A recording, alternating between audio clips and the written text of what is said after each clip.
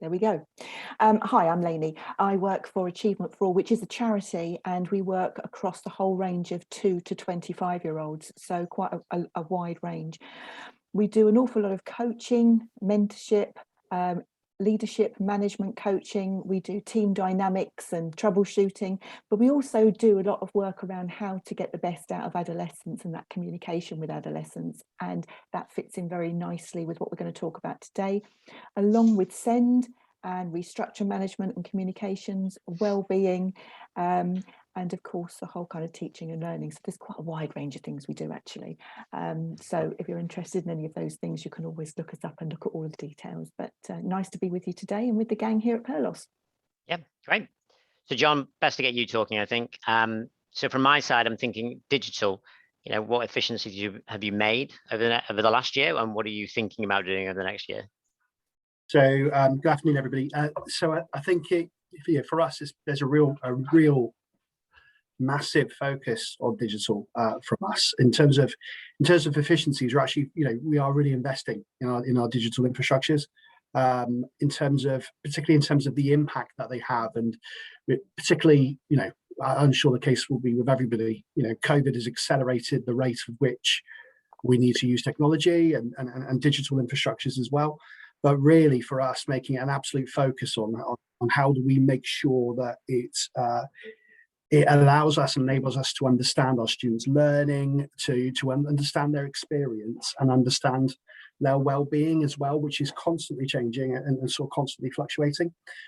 So investments in terms of our digital infrastructures have been very much focused around how can we consistently monitor changes in behavior, changes in experience, and changes in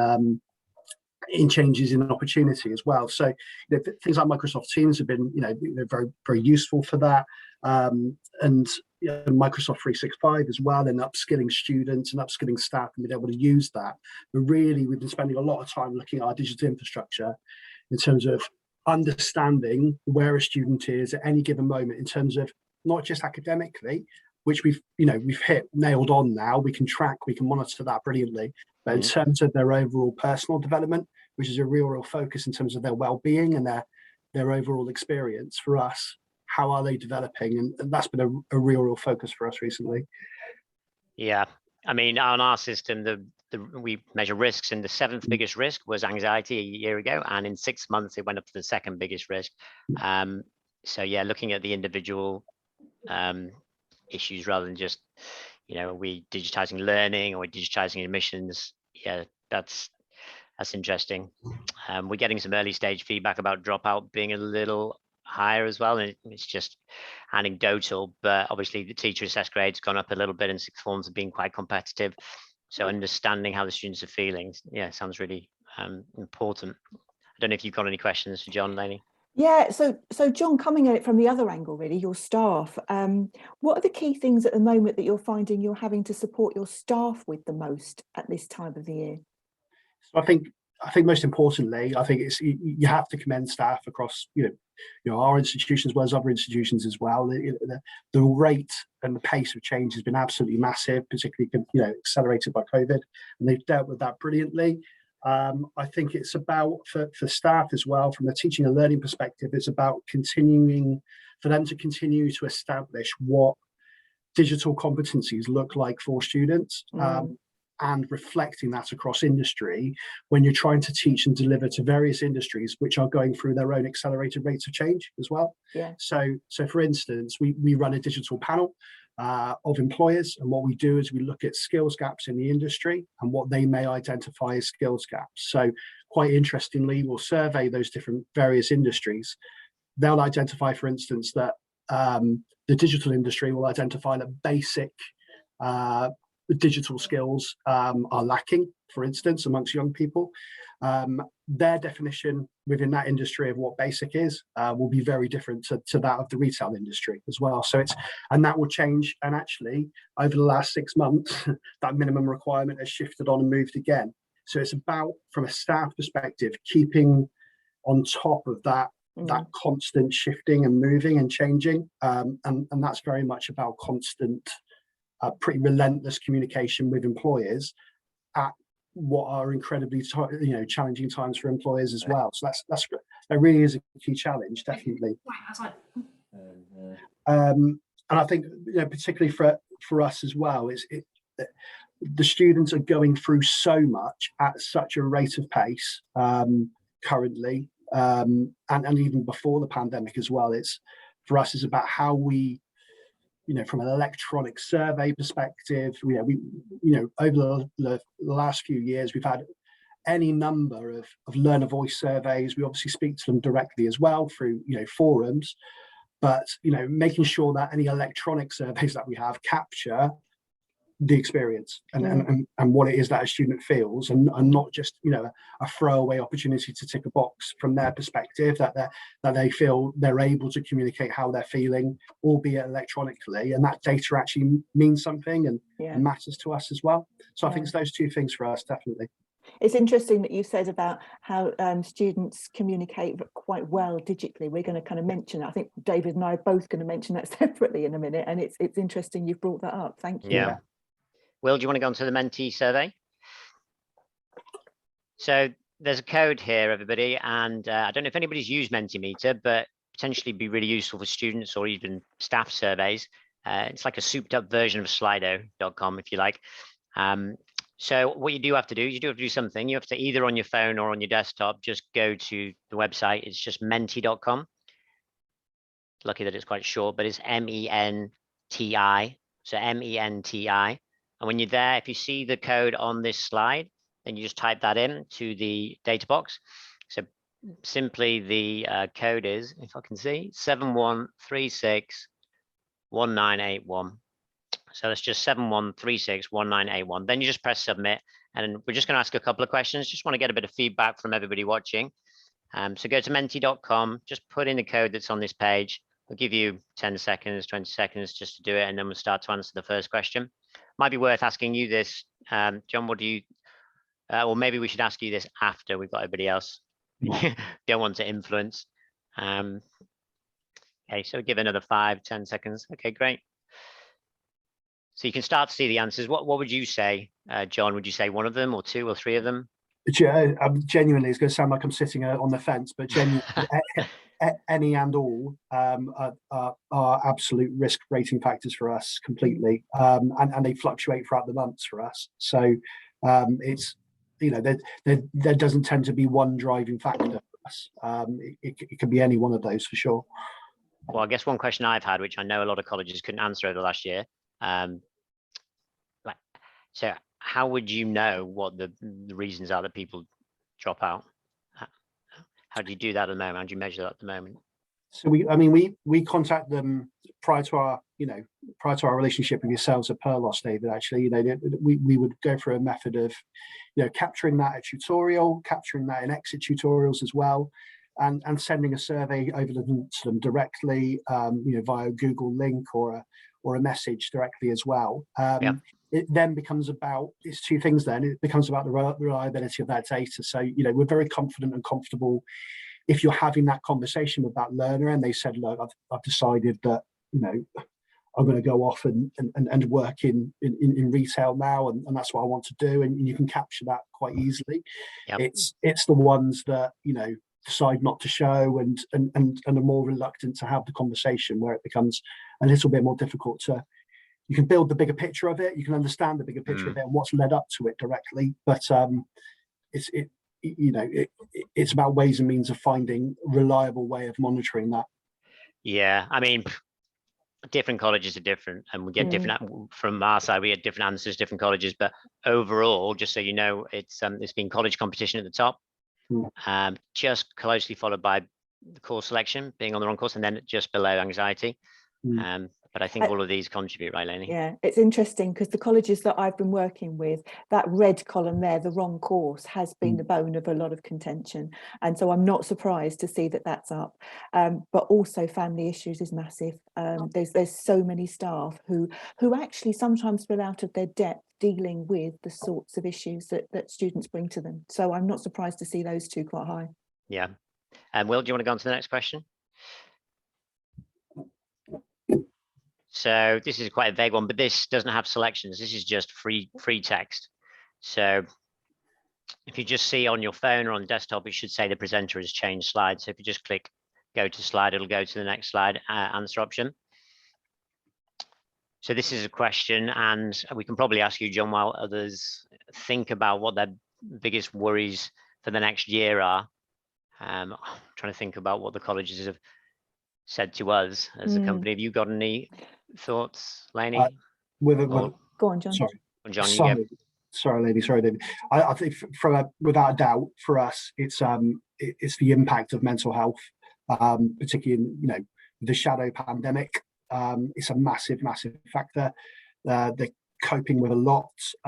We've got our first cohort of first years who, effectively lost a significant period of 2 years in the run up to arriving at college. And the impact on that in terms of their mental health and their ability to be able to, even sitting in a classroom at the moment for some of them is a massive challenge. Having conversations personally and actually not from behind the screen all of a sudden is become a massive challenge as well. So the shadow of that pandemic is looming really, really large, and the impact of that obviously on retention, but more importantly on the well-being of young people is massive.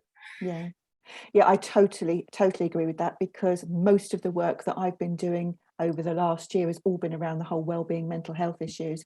But also we've been doing it for the staff, and also staff retention and staff being able to be within work and do their jobs has also contributed, a lot. So it isn't just the students that are causing, that concern for senior leaders. Yeah, we can see a few kind of trends. Mental health for students and staff, I think we all know about that, but we don't quite know how that's going to affect the next year and how it's going to come out. It seems to be seeping out slowly. Budget shortfalls, student retention a couple of times, workload management and too much work. I mean, the AUC did some investigating through the national statistics, and we've been looking at it as well. The 16 to 18 demographic for FE is going to increase by 90,000 in the next 5 years, and that might change whether you're in a city or you're a rural college. But in HE, there's another 300,000 odd as well. So the Education Investor event was, I think, yesterday, and they were talking about one of the 6 or 7 core trends in education in the UK is that growth of the sector. But you're going to have enough staff to manage those students. We're going to get funding for those students. And is there anything we can do to plan early to support on that? Well, you can go to the next slide now. We'll send all of these questions and answers out to all of the attendees as well, just so you know.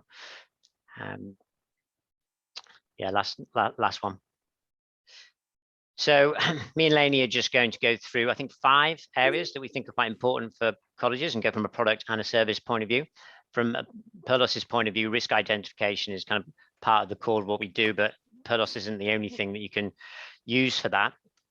I think based on some of those risks that we looked at before, I mean, there's many great products out there for education. I think in the last 2 days, there was about 10 really good EdTech events across the world that have come out. There's the Israeli EdTech event, which you can watch online. There's Barclays Bank is running the Future of EdTech event. There's the EdTech Summit, which is partly for schools, partly for colleges up in Birmingham. There's the AUC conference, there's AUC Beacon Awards. There's a lot of things going on where you can kind of investigate ways to reduce work and automate.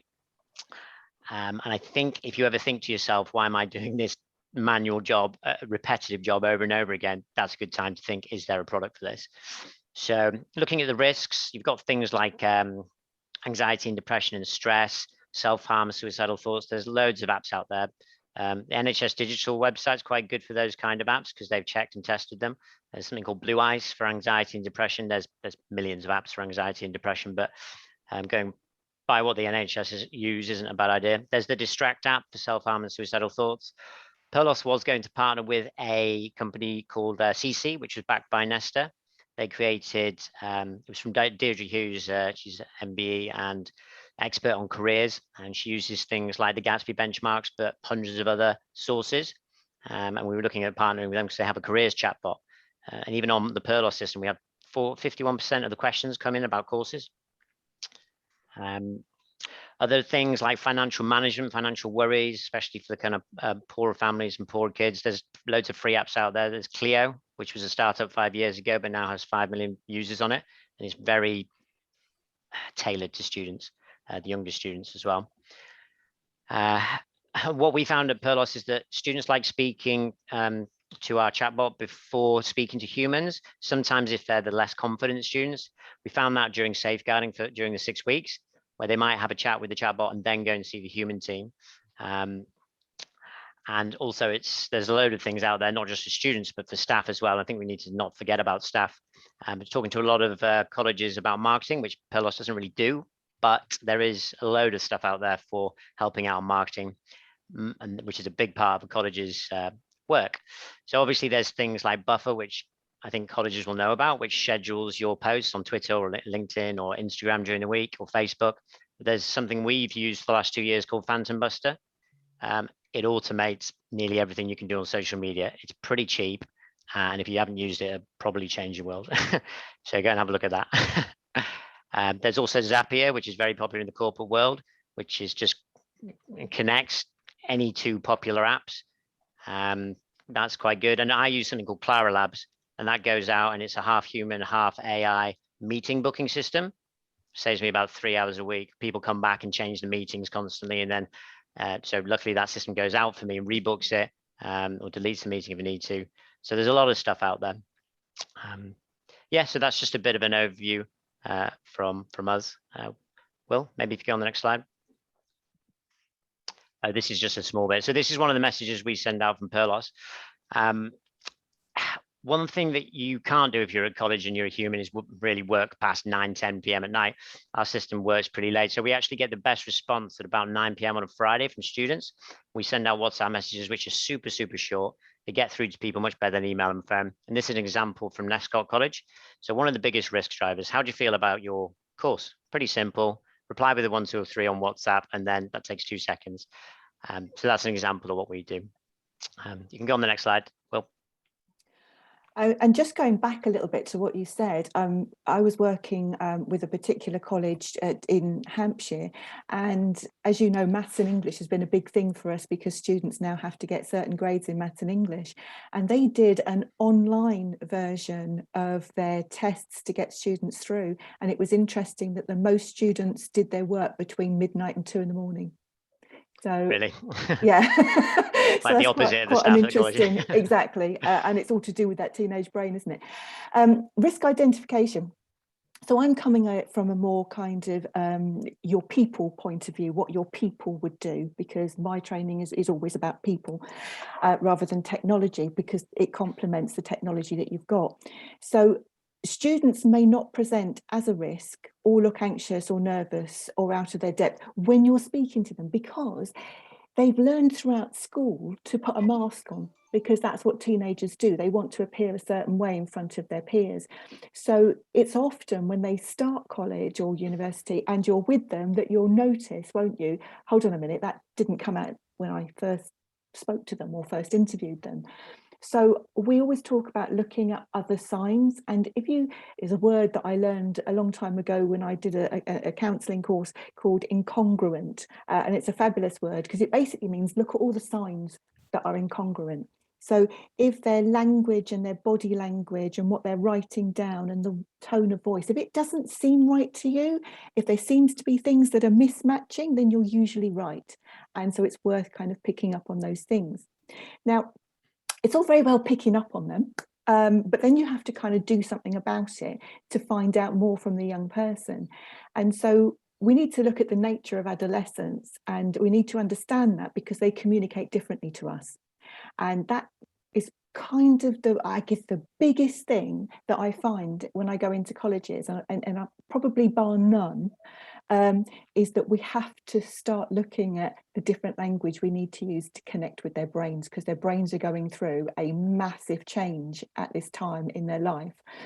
And so it kind of blocks out a lot of what you're saying. If any of you are parents and you have children at this age group, you can say 100 things and nothing gets through, can't you? I live with a teenager myself, and I can say something and then he'll come back and go, I didn't know you said that. And having worked, you know, in FE, and I worked with a lot of the most difficult behavioural problem students, you have to learn how to kind of repeat yourself keep it succinct and keep it in a language they understand. And I think sometimes as grown-ups, we've learned to expand our vocabulary in a way that sometimes is inaccessible to our students. So it's all about the vocabulary that we use as well. Yeah. So that communication and building rapport, and the reason I loved looking when I first met David, looking at his app as well, was because he advocates the same thing as me, which is use the language of the student, keep it simple, keep it short, and keep it focused. And really that is about building that kind of rapport. The other thing in this situation, when you've got a risk that you might be identifying, one last tip I would say is, the best way to build rapport is to let them know that they've been heard and understood. And the best way to do that is a very, very simple thing, which is paraphrase back to them. Because the minute they hear you say something that they're saying and that you've understood it, they immediately start to listen and their ears open up a little bit more. And that's how you might get them to open up and start to talk to you. Obviously, there's a lot more around it than that, but that's kind of an introduction to it. John, I don't know if you want to sort of say anything about that, because obviously, you know, you're seeing students all the time. And have you done any work on like adolescent brains and how you communicate with them? Is that something you've ever sort of looked into, or put you on the spot now, haven't I? That's all right. That's fine. Yes, so we're doing a big piece of work this academic year on trauma-informed approaches, Right. In particular, which that's fed right into our learner code of conduct. We've actually drilled our code of conduct now into six core values, including kindness and respect and being present and exploring. I'm not on. Sorry, I'm not on silent, and I'm also on. That's fine. I can come back. I think somebody might need to go on mute. Whoever that was. That's right. And just exploring with learners what those values look like. That then feeds into our code of conduct, conduct review meetings as well, in terms of how we approach those. Are very much approaching the challenging of behaviour, or the reinforcement of behaviour as well, from a better sense of being informed as to there might well be more driving that behaviour than might well be appearing, in terms of how it's presenting. Yeah. And the interesting thing that you mentioned about trauma there, because I do an awful lot of work around trauma and emotion coaching, is that sometimes a child can have experienced trauma in their younger years and nothing presents itself until they get to adolescence, when there's lots of chemical changes in the body, lots of changes in the brain. And so you might not even know that it's going to happen, and there might be some unusual behaviours that come out because of that. And also, it's probably worth noting that there's 1 in 13 up to 18-year-olds who have PTSD, which is an incredible statistic. So lots out there that you might not be able to identify immediately, but there's lots of risks for young people at the moment. Yeah. I remember, I think it was 2 weeks ago, I spoke to the principal of a group of sixth forms, and he said, and John, you might tell me how you kind of communicate with students differently to the staff, but he said, yeah, I did just come in as new principal. I did a big open letter on the website and sent it out. It was about 3 pages long. And he said he had a load of students come back and comment on it online. He said, why are you writing? What is this about? It's 3 pages long. I'm not going to read it. And he said he just completely changed his mindset over it. I mean, how do you feel the kind of communication changes from staff to student? Yeah, I think that definitely the shorter the better now. The shorter the better, and accessible as well for us. It's I think parents in particular are enjoying the more contact the better, actually, and particularly during COVID, in terms of demonstrating how we were handling COVID and ways and means of us adhering to systems and what we were expecting of students. We found parents wanted more and more contact, and students wanted, because they were then exposed to more contact, they wanted it short, reduced, and very, very snappy. They got a lot to take on board. Yeah, sorry, John. The other thing to say is some of the work we do as well around kind of that accessibility. I mean, you have to look at how they access information, information, and often it's YouTube. Yeah. They don't Google things anymore. I know my son laughs at me when I say I'm going to look something up, and he goes, "What are you talking about?" And I say, well, I'm going to Google something. And he says, oh, Mum, for God's sake, you know, just, it's here, it's on YouTube. So it's videos as well, short, sharp videos that are just upbeat, quick to watch. They don't have to read. They don't like reading. Everything's at hand, isn't it? Everything's very quick in there. And they multitask a lot more than generations before them. Mm. Will, do you want to go on to the next slide? So that's talking about risk identification from a product and service point of view. And look at anxious students. I mean, anxiety is a risk. It all kind of links into mental health. There's a huge amount being done for students and staff over the last year, but it's quite hard to know whether the full effects of COVID have actually, you know, filtered out into the world yet. I think we're still to see that over the next year. So having a good plan on this might be good for the next year. There's quite a lot of good stuff that JISC's done around this, so it might be worth investigating. So from a product point of view on anxious students, I think the point I made in the last slide, so what we do with our system here, and what we have done, is find out how anxious they are early. Not all students are going to tell you how anxious they are, but sometimes it's a bit easier to tell a product or a chatbot before a human. And that's pretty much what we do. We have a couple of risk areas during the 6-week period, which is whether they're on the right course or whether they're anxious, stressed, and they have many friends. But the key kind of learning from us is that, like I said, the risk indicator for anxiety and stress went from 7th biggest risk to nearly the first. It was number 2 after 6 months last year. It just shows, and some of the actual qualitative comments we can see are pretty crazy, actually, pretty stark. What we do with anxiety is we try to find out as early as possible. And it's the same with whether the student is actually on the right course, because if it's week 4, 5, 6 of term, then it might be that they've made up their mind and they're going to leave. If we could find that maybe a few weeks before they start term, that'd be great. But we found that email and phone weren't necessarily the most effective communication tools for that. Last year, what we found, and this year, was good communication. Like you said, John, I think students, we've got a lot of data around how much communication students want, and they typically want less and the parents want more, but they want it at the right inflection points.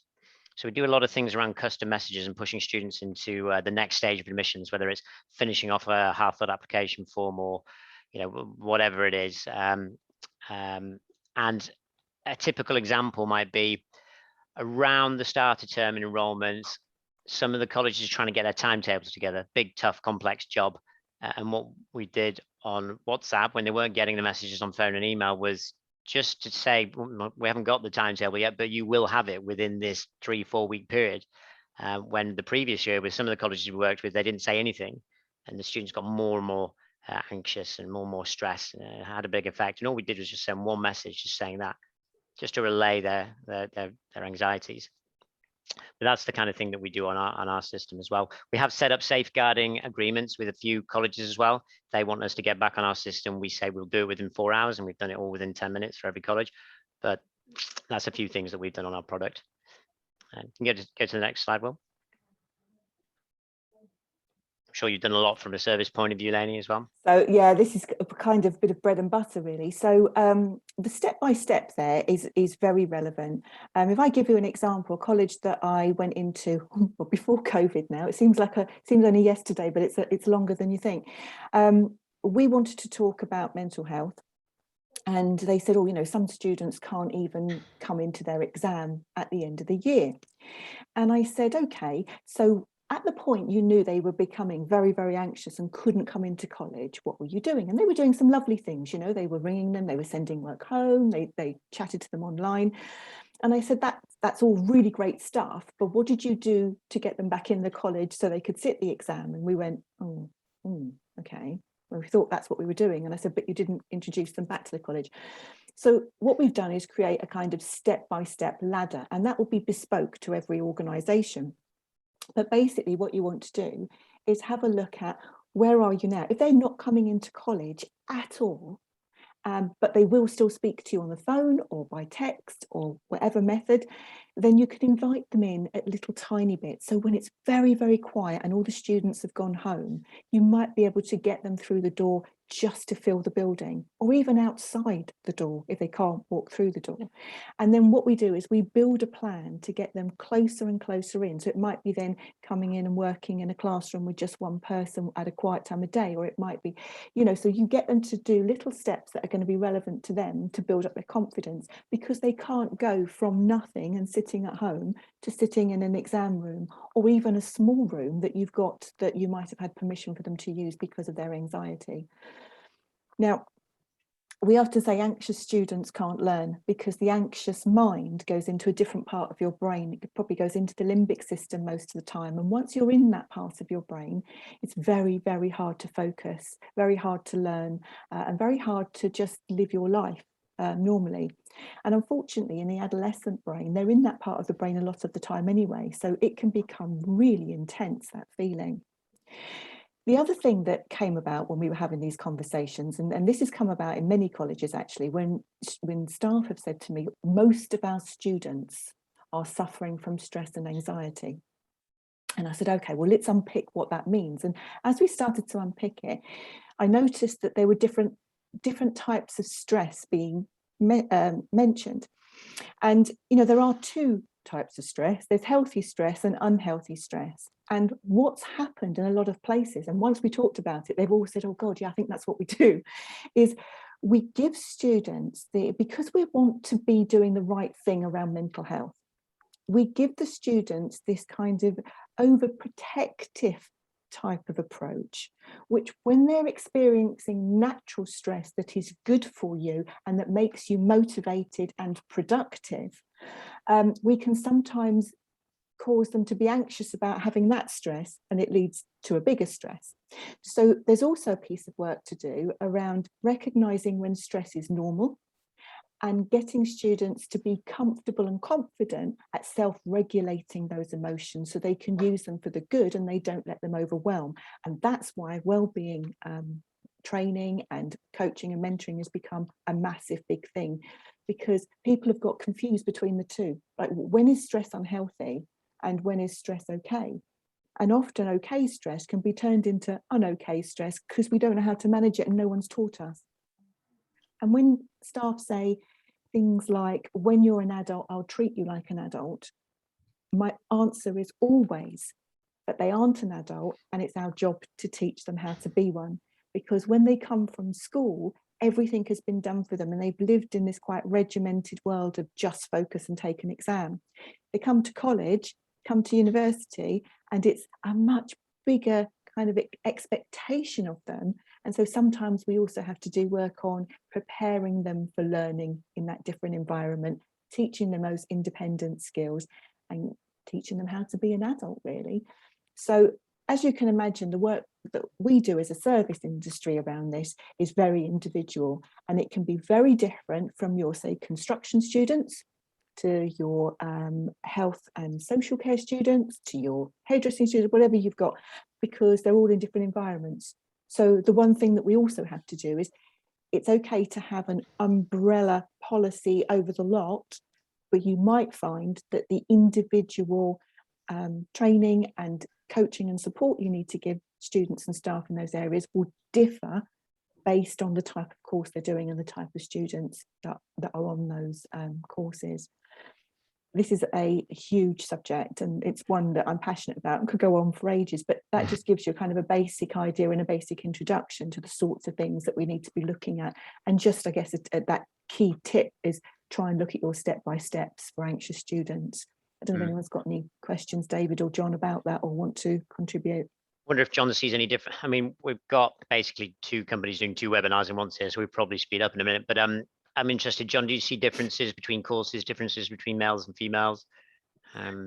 Yeah, across the board, although what I would say is, you know, our male cohorts become far better at communicating now. We've seen a big kick up now in terms of, and it's linked to a number of campaigns, but we've got a campaign that's run over the last couple of years in terms of like a call it out campaign, and also My Mate's Not Okay campaign as well. And we've seen a big uptick of young males talking about mental health, which has been really, really fantastic. Yeah, and really, really reassuring to see. that we need to continue to push that, definitely. But yeah, across different courses, the rates and means of communication change massively. Somebody on a performing arts course will inherently communicate sometimes, differently to students on other courses as well. So it can change and it can vary, but they are becoming better at talking. We're finding, definitely. It's just capturing the conversations at the right time. Mm-hmm. Yeah, that's great. That's really good. Will, next slide. So we go through a few kind of areas which you think are quite important. Open days, taste days, really important. Most colleges will be doing events in November. Some virtual, some physical, some hybrid. You said you're doing just one event, John, and it's a mixture, or you're doing a few? So we got 5 over the course of the academic year, but 2 of them are going to be hybrid models as well. So a mixture between virtual and physical as well. Why did you decide to do that? I'm interested. We just, accessibility wise as well, we found a number of people who couldn't physically attend on the days, like the opportunity to be able to enter a kind of a virtual environment. For some students and some parents, it feels like a less intimidating arena to put themselves into in the first instance, and then take tentative steps towards coming to a physical open event as well, which is, we're very aware some people aren't too into mixing with large groups of people at the moment as well. So it provides that happy medium, definitely. Yeah. Even with my staff, I've seen some people that are really, my wife is really worried about COVID and germs, and you can't really tell that until they act, strangely to a massive hall full of people. I think I'll be quite quick in terms of what we do on open days, but the last year I did talk to a lot of colleges. It felt like they just wanted to go back to physical. Like that was the best way to do things all the time. And I think now we're starting to learn there's a few potential benefits of doing both. What if somebody lives too far away from the college and they could just easily jump in on the phone, or they're worried about COVID and germs. So yeah, I think there's some benefits to be brought from the digital world. So what we look at mainly for open days is a couple of things: getting more turn-ups. So if X hundreds of people have actually registered, how many actually turn up? Last year with a Teams link or a Zoom link that maybe didn't work at the last second, you can't email them or phone them with a quick new link. And we sent a WhatsApp message with a new link, push 10-20% of people into that event, giving the college the biggest chance of having conversions, basically. And then, as Lainy, I'm sure, will talk about, what's the aim of it? It's getting applications, right? Is it getting applications? It's probably getting applications that will actually turn into enrollments, and then enrollments that will stay. So a lot of the colleges have been looking at it and saying, right, I just want to get people to fill out this application form, get the parent, get the student, sit them down, get the application form filled out, paper-based, online, whatever.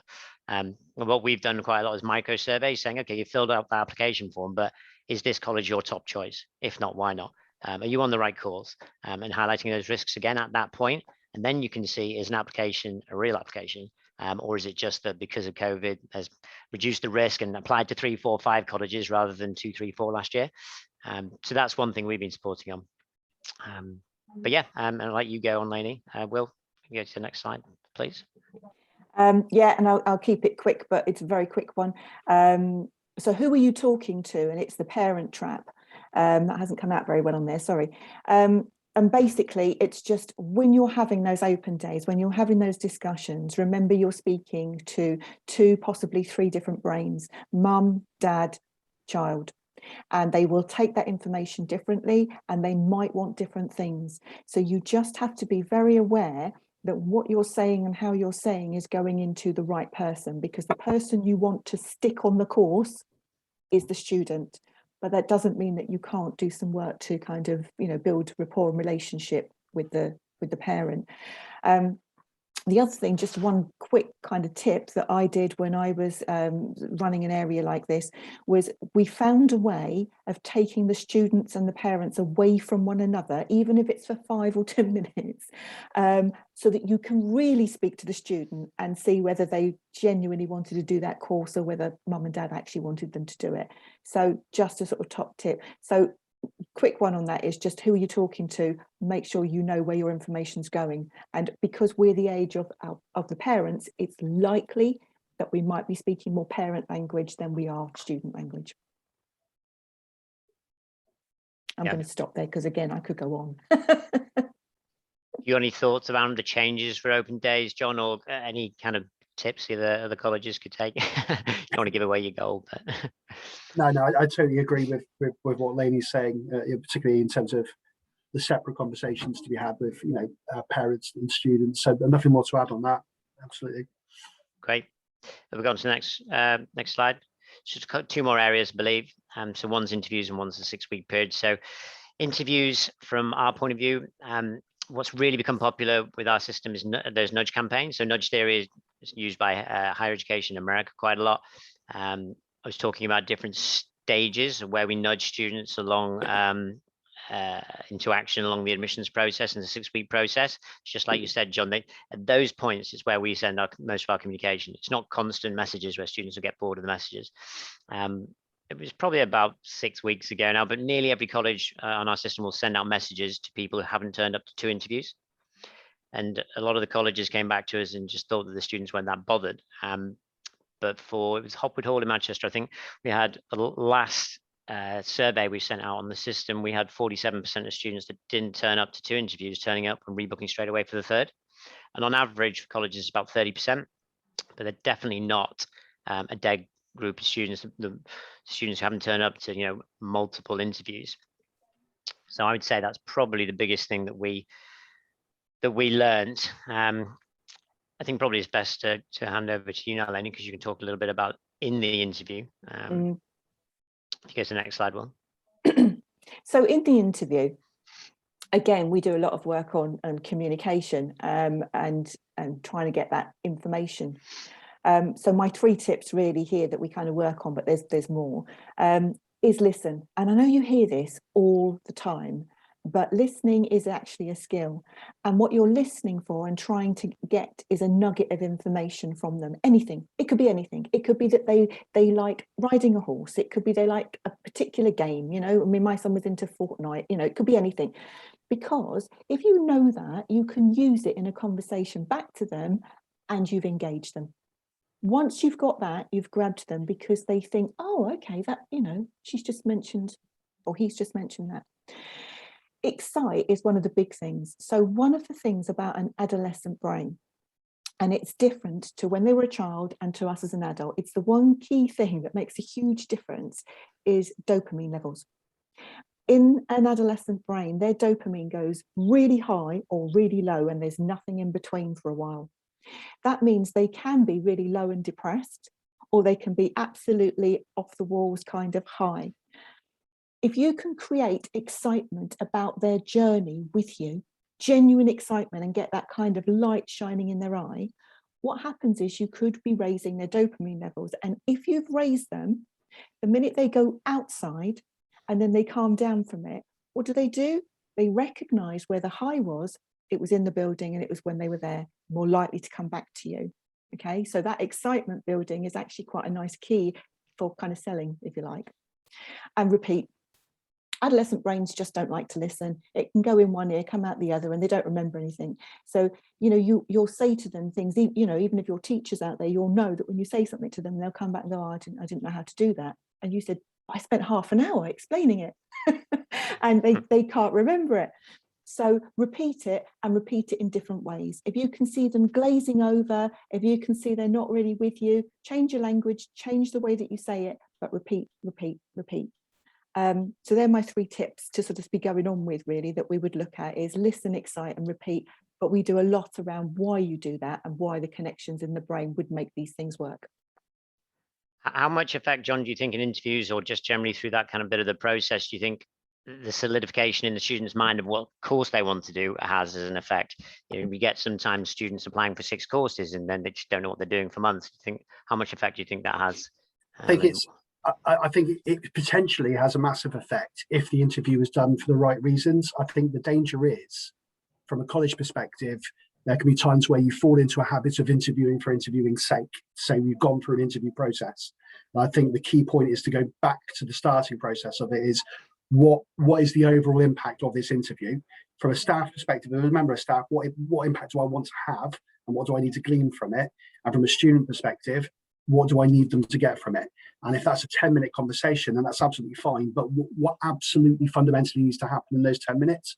I think all too often we can fall into the basis of going, well, we're just taking them through an interview process because we have to take them through the interview process. I think the quality of the interview experience is really, really important. Does that make sense? Yeah, absolutely. Yeah. Do you think you could do an interview on FaceTime? Yeah, I think you could, and I think you could do a meaningful interview in 10 to 15 minutes if you're asking the right questions, saying the right things and listening. But it doesn't need to be something that's dragged out for an hour. And you've got to think about staff's time as well, and staff's efficiencies as well. It just comes back to what is the impact of that interview. Yeah, I love that. Yeah. So one of our key things is getting as many people to the interviews as possible first is a good starting point, and then having a good interview, and then helping them decide which course they're going to be on. But I think that's kind of really important, really. Okay, great. I love that answer. Well, can you go to the next slide, please? So 6 weeks retention, important. We're looking at this as quite important this year. Typical trends we saw is big jump in application numbers for most colleges, not always the really competitive city colleges, and quite a lot of the clients that we had were getting quite confident that they were all going to turn into enrollments. Some have been lucky, quite a lot haven't seen the uptake from applications to enrollments as much because of what I said earlier, the teacher assessed grades potentially being inflated and more students staying with the sixth forms. But the 6 week retention, we always thought that the dropout was going to be a bit higher. Generally for 6 week dropout, what we got in terms of feedback from the colleges was between about 4 to 8%. Some other colleges have been a bit higher than that. So what we do here is pretty much what I said earlier. We try and find out earlier what the risk issues are and then highlight it to the college earlier so they can at least change the strategy and have an impact. And that would be mainly around course selection and anxiety. If they're anxious, let's find it earlier. Let's connect them to the safeguarding team, especially after COVID with issues. There's different issues after COVID. And the other one is around course selection, whether they're on the right course or not, and just finding it out early. And rather than doing it in week 1 or 2 when the students actually started, can you do it via some good communication system 4 weeks before, 6 weeks before? So that's the main thing that we've seen. Will? And then taking it beyond 6 weeks, because some of the risks that you might identify early on that keep them there within that 6 weeks, they could change.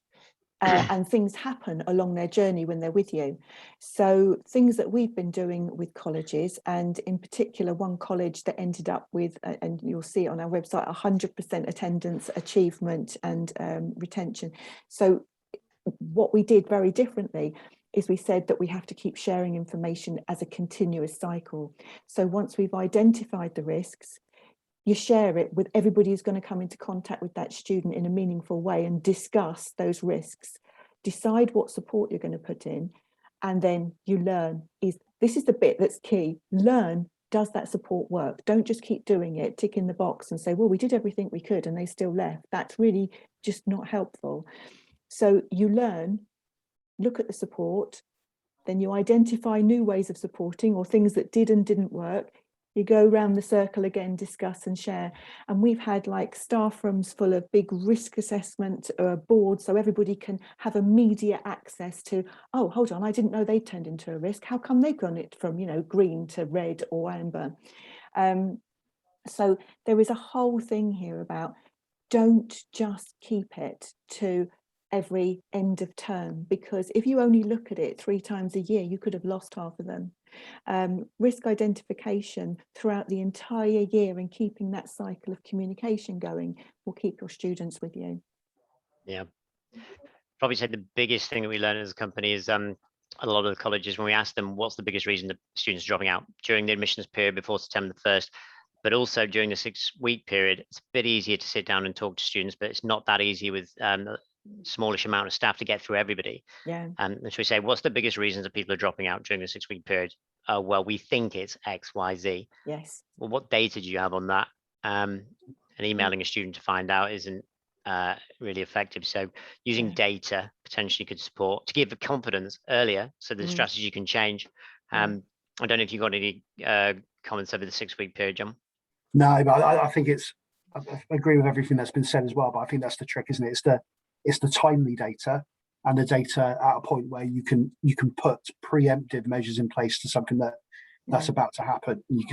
Sometimes you can't see it happening, and that's invaluable. And I think that's particularly where we found, you know, Purlos invaluable as well, definitely. Mm. Nice. And just a really good example of that as well, I just sort of suddenly sprung into my mind, was a young man that wasn't attending a course at college, and we started to look at putting different things in place, and we found out that his mother had died previously. And he was so scared that when he left the house, his dad would die when he was out at college, that he didn't want to come into college. And so the staff were then able to work through him, got him through, and he came back and passed his course. So it's finding out those little nuggets, isn't it? And then working with the nugget that you found. But they didn't know that at the beginning. In fact, we found that out very, very late in year one. Yeah, that's great. I remember a student, that was the first client we ever had, Nescott, and there was a pregnant student. She wasn't going to come because she thought she was going to be pregnant at college, and she was, but there was actually a crash around the corner, and she got extra support for the safeguarding team, and she actually ended up doing a part-time course. So yeah, it's interesting having a bit more insight earlier on. Great. Well, I don't know if anybody's got any questions. Feel free to put them in the chat if you do. If not, Will, if you can just go to the last couple of slides. You can always get in touch with I'm sure John, don't barrage John, he's probably got as much work as you all have. But yeah, we'll give you our details, and you can get in touch with us to ask any questions whenever you like. I don't know if you've got any more comments, Lainy. No, just, you know, and don't forget, you know, WhatsApp us. I use that quite a lot because it's very immediate and quick. Somebody's got another meeting to go to. Okay, thank you very much for joining us. It's great that you spent some time with us. Thank you. We appreciate you coming. Well, if you just want to go on to the next slide, contact details are here. Thanks a lot, everybody, for joining us. It looks like a lot of people are still here, so hopefully we weren't too boring. Thanks a lot for joining, and we'll put the where we're going to send the recording, Lainy. So we're going to send it out to people with the link. So it's going to go on a platform where I think Stefania is going to put it on YouTube, and then we will send a link to people, and they can link to it and watch it there. Great, perfect. Well, thanks a lot, guys. Have a really good day. I've just noticed that my details are your address and your phone number. Yeah, that's not very useful. Great. So I will send out in the email. I will send it out, but for immediate sake, it's 07531 856 570. Or I'm sure David will let me know if you want to talk to me. Yeah, that's not very useful, is it? That's yeah, we'll send it out. Thanks a lot, guys. Have a really good day, really good weekend, and thanks for coming. Thank you.